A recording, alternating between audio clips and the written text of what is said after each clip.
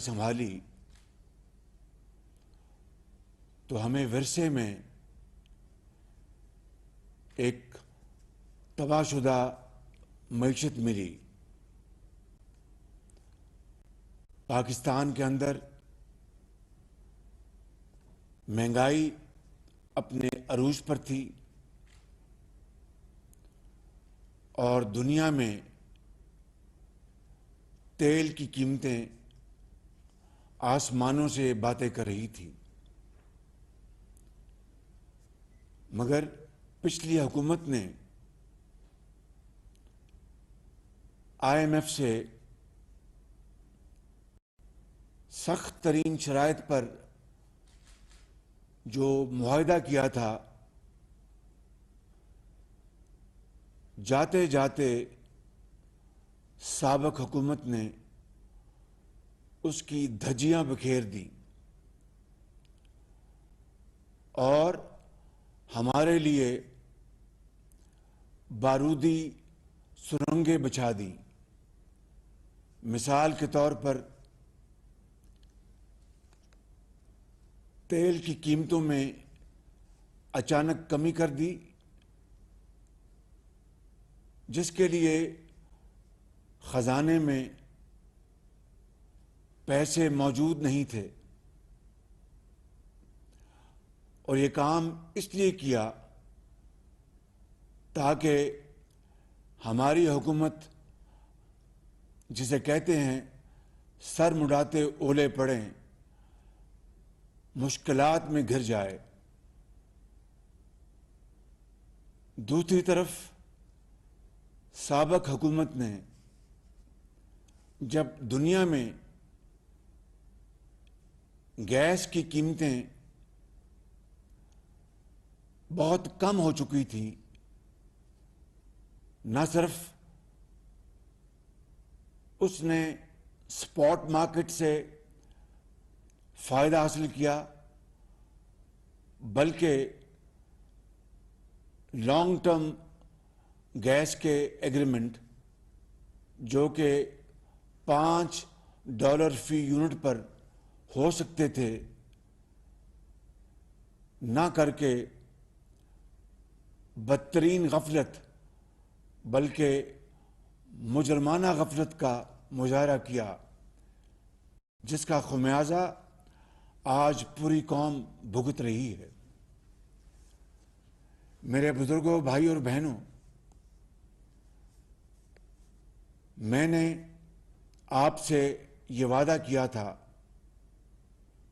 کہ میں کبھی غلط بیانی آپ سے نہیں کروں گا، اور ہم نے دل پر پتھر رکھ کر عالمی منڈی میں بڑھتی ہوئی تیل کی قیمتوں کے نتیجے میں ان کی قیمتوں میں اضافہ کیا، جس کا یقیناً عام آدمی پر بوجھ پڑا۔ ہمارے پاس کوئی اور راستہ نہیں تھا۔ اگر ہمارے پاس راستہ ہوتا تو ہم آپ کے لیے یہ مشکلات کبھی پیدا نہ ہونے دیتے۔ لہذا ہمیں سخت فیصلے کرنے پڑے، مگر آج اللہ تعالیٰ کا بے پایاں فضل و کرم ہے کہ عالمی منڈیوں میں تیل کی قیمتیں تیزی سے گر رہی ہیں، اور اللہ تعالیٰ کا یہ خاص کرم ہے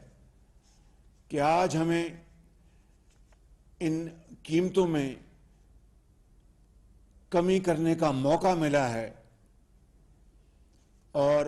آپ تک اس کمی کا ایک ایک پیسہ آپ تک پہنچانے کی ہمیں سعادت ملی ہے۔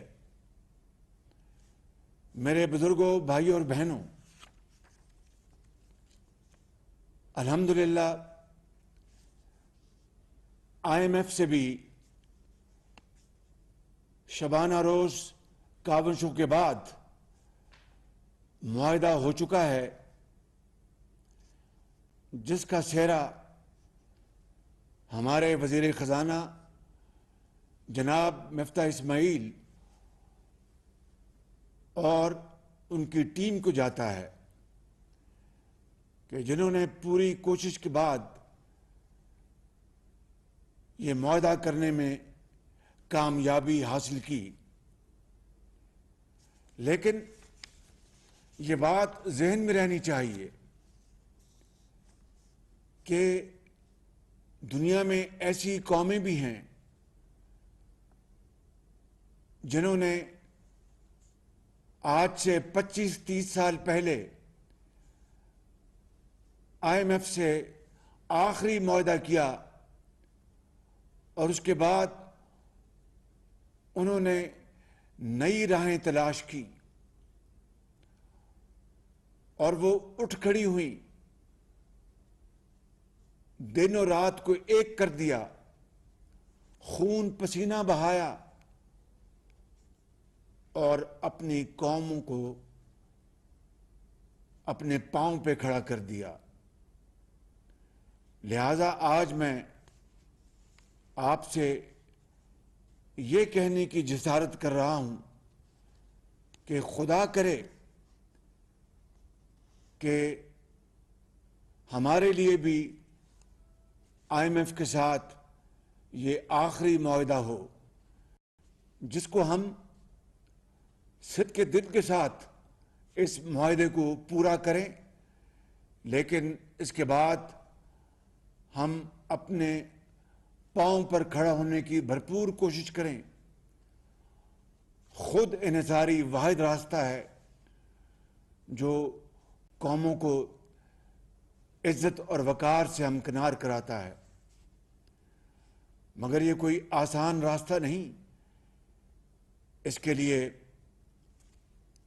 کانٹوں بھرے راستوں سے گزرنا پڑتا ہے، اور اللہ تعالیٰ کا بھی یہی حکم ہے کہ محنت کرو اور میں تمہاری محنت کو برابر کروں گا، بشرطے کہ اللہ تعالیٰ کی ذات پر انحصار کیا جائے اور انکساری کے ساتھ دن رات محنت کی جائے۔ میرے بزرگوں، بھائی اور بہنوں، میرا یہ کامل یقین ہے کہ یہ اتحادی حکومت میرے قائد میاں محمد نواز شریف اور اتحادی زعماء کی یکسوئی، اتفاق اور اتحاد اور خلوص دل کی نتیجے میں انشاءاللہ پاکستان ضرور اپنی منزل پر رواں دواں ہوگا، مجھے اس میں کوئی شک نہیں ہے۔ لیکن کس طرح؟ اسی طرح جس طرح اس دنیا میں ان قوموں نے اپنا راستہ بنایا، مایوسی کو محنت دیا، ہمت نہیں ہاری، لیکن اگر ہم نے نیلم جیلم جیسے منصوبے سے سبق نہ سیکھا، جہاں پر بجائے 7 سال کے 20 سال لگ گئے، جہاں پر $1 ارب کے بدلے $5 ارب خرچ ہو گئے، اور تب جا کر یہ منصوبہ مکمل ہوا۔ اسی طریقے سے حویلی بہادر شاہ کا منصوبہ جو نواز شریف کی حکومت میں زیر تکمیل تھا، 1250 میگا واٹ کا منصوبہ، اسے آج 2 سال پہلے مکمل ہو جانا چاہیے تھا، مگر افسوس، صد افسوس کہ ابھی تک مکمل نہ ہو سکا، جس کے اوپر تقریباً 30-40 ارب روپے زائد اخراجات اٹھ چکے ہیں، اور اس غریب قوم کے وسائل لگ چکے ہیں، وقت کی بربادی اور قومی معیشت کو جو اس کا فائدہ پہنچنا تھا وہ نہ پہنچ سکا۔ یہ دو مثالیں میں نے آپ کے سامنے رکھی ہیں صرف یہ بتانے کے لیے کہ ایک یہ راستہ ہے کہ قوم کا وقت برباد ہو، وسائل تباہ ہوں، یا وہ راستہ ہم اپنائیں جس کا حکم ہمیں اللہ تعالیٰ نے دیا ہے اور جس کی مثالیں عصر حاضر میں ملتی ہیں کہ وہ جو قومیں تباہ ہو گئی تھیں انہوں نے ہمت کی اور آج وہ آسمانوں سے باتیں کر رہی ہیں۔ انشاءاللہ میرا ایمان ہے اور میرا دل گواہی دیتا ہے کہ انشاءاللہ وہ وقت آئے گا اگر ہم نے اسی راستے کو اپنایا جس کا حکم ہمیں قرآن حکیم نے دیا ہے اور جس کی ہمیں تلاش ہے کہ ہم آگے بڑھیں اور شبانہ روز محنت کریں، وسائل کو قوم کی قدموں میں نچھاور کریں ان کی خوشحالی کے لیے، تو پھر کوئی مشکل نہیں رہے گی۔ پہاڑ بھی ہٹ جائیں گے اور سمندر بھی عبور ہو جائیں گے انشاءاللہ۔ میں آج آپ کو یقین دلاتا ہوں کہ یہ اتحادی حکومت کے زعماء انشاءاللہ ہم مل کر پاکستان کی منزل کی طرف تیزی کے ساتھ رواں دواں ہیں، مشکلات کو عبور کریں گے اور اچھے وقت ضرور آئیں گے اور جلد آئیں گے انشاءاللہ۔ آج میں اپنی بات ختم کرنے سے پہلے یہ اعلان کرنا چاہتا ہوں کہ آج رات 12 بجے کے بعد ڈیزل کی مد میں 40 روپے 54 پیسے کی کمی کی جا رہی ہے اور پیٹرول کی مد میں 18 روپے 50 پیسے کی کمی کی جا رہی ہے، اور یہ اللہ تعالیٰ نے جو اپنی کمال مہربانی سے جو موقع عطا کیا ہے، اس کمی کا ایک ایک پیسہ یہ قوم کے حوالے کیا جا رہا ہے، اور رب تعالیٰ کے حضور ہم سب سر بسجود ہیں کہ آئندہ بھی عالمی منڈیوں میں اجناس کی، تیل کی قیمتوں میں کمی ہوتی رہے، جو کہ ہم اپنی قوم کے حوالے کرتے رہیں گے انشاءاللہ۔ اس کے ساتھ ساتھ اگلے 14 مہینوں میں ہمیں 3 منصوبوں میں دن رات کام کرنا ہے۔ پہلا، زراعت کے شعبے میں ہمیں اگلے چند مہینوں میں ہمیں ایک بڑی تبدیلی لے کے آنی ہے کہ یہ وہ شعبہ ہے جہاں پر اگر ہم محنت سے کام کریں اور اچھی پالیسی لے کے آئیں